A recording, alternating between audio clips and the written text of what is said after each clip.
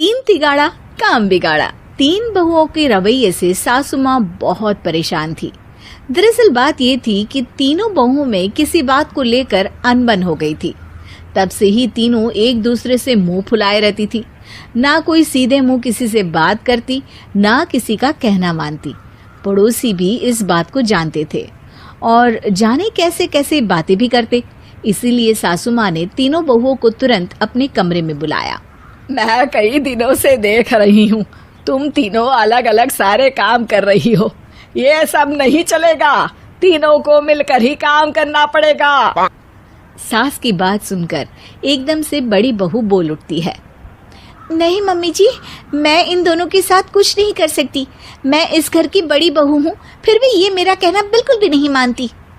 अरे जेठानी जी, जानबूझकर मुझे डबल काम करवाती है आप। और छोटी मुझसे टेढ़े मुंह ही बात करती है। इन दोनों के बीच हमेशा सैंडविच बन जाती है मेरी, और मैं हमेशा आलू की तरह बीच में मसली जाती हूँ। मम्मी जी, इन दोनों को लगता है कि मैं छोटी हूँ तो इनके पैरों तले दब जाऊंगी, लेकिन नहीं, मेरा भी उतना ही अधिकार है जितना इन दोनों का है। बड़ी आई दोनों मेरी चुगली करने के लिए, मुझे क्या कम समझ रखा है। तीनों बहू एक दूसरे से बहस करने लगती है और सास दोबारा ये देखकर टेंशन में आ जाती है और सबसे कहती है, चुप हो जाओ, अब से तुम तीनों सारे काम एक साथ करोगी। आंख बंद करके एक दूसरे की बात सुनोगी। तुम तीनों इस बात को गांठ बांध लो, वरना अगली छुट्टियों में तुम्हारा अपना मायके जाना कैंसिल। सास की बातें सुनकर डर के मारे तीनों हामी भर देती हैं। जी मम्मी जी, मैं समझ गई। हाँ मम्मी जी, जैसा आप कहें। आप जो कहेंगी मैं वही करूंगी। तीनों बहू सास की बात को गांठ बांध लेती है और वादा करती है कि अब से सारे काम वो तीनों एक साथ मिलकर ही करेंगी। ये सब देखकर सास खुश हो जाती है और वहां से चली जाती है। नीचे जाकर वो देखती है कि घर में शर्मा जी आए हुए होते हैं। सास जोर से आवाज लगाकर कहती है, अरे बहू, जरा चाय बनाकर तो लाना, शर्मा जी आए हैं। सास की बात सुनकर तीनों बहू तुरंत किचन की ओर भागती है और चाय बनाना शुरू कर देती है। मुझे तो एकदम मसाले वाली कड़क चाय पसंद है, तो हम शर्मा जी के लिए मसाले वाली चाय ही बनाएंगे। अरे नहीं दीदी, गर्मी के मौसम में मसाला चाय कौन पीता है? मैं तो शर्मा जी के लिए इलायची वाली चाय ही बनाऊंगी। ये कैसी बात कर रही हैं आप दोनों? मेरी मम्मी ने सिखाया है कि मेहमान को ज्यादा दूध और शक्कर वाली चाय देनी चाहिए, वरना वो घर वालों को कंजूस समझते हैं। तो मैं तो शर्मा जी को ऐसी ही चाय दूंगी।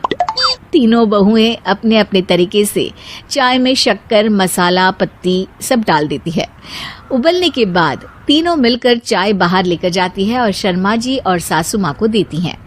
चाय पीने के बाद शर्मा जी सासू माँ को देखकर शर्मा जाते हैं और शर्मिंदा महसूस करते हैं कि आखिर उन्होंने चाय पीने के लिए हामी क्यों भरी। सासू माँ भी चाय पीना शुरू करती है और कहती हैं, अरे बहू, ये कैसी चाय बनाई है? चाय है या मीठे दूध की बासुंदी? हाँ, चाय अच्छी नहीं लगी क्या?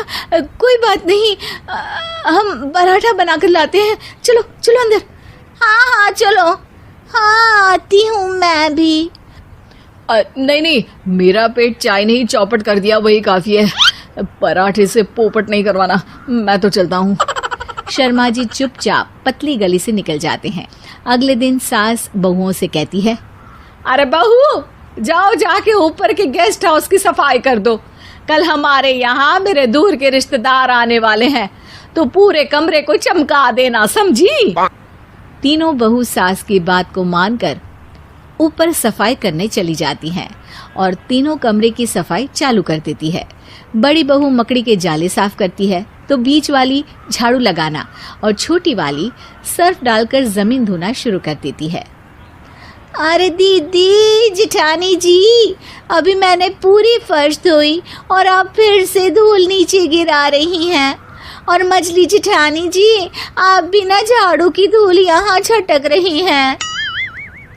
अरे तीनों को साफ करना है, एक साथ सफाई करते हैं ना। अरे वही तो, हम साथ साथ हैं, घर साफ साफ है। तीनों बहू ऐसे ही काम में उलझ जाती है और 2 घंटे तक एक ही कमरे की सफाई करती रहती है। बहुत देर से अपनी बहुओं को ना देखने के कारण सास ऊपर कमरे में उन्हें देखने जाती है, लेकिन कमरे में घुसती ही वो गीली फर्श पर फिसलने के कारण नीचे गिर जाती है।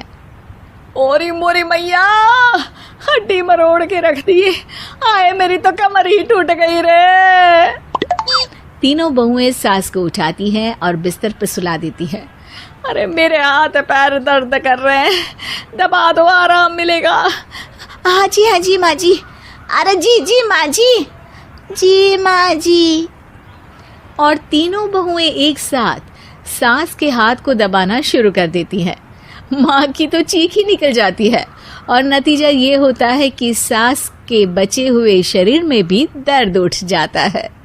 हाय राम, ये क्या कर दिया तुम तीनों ने। अरे मेरी तो किस्मत ही फूटी है कि तुम जैसी बहुएं मुझे मिली।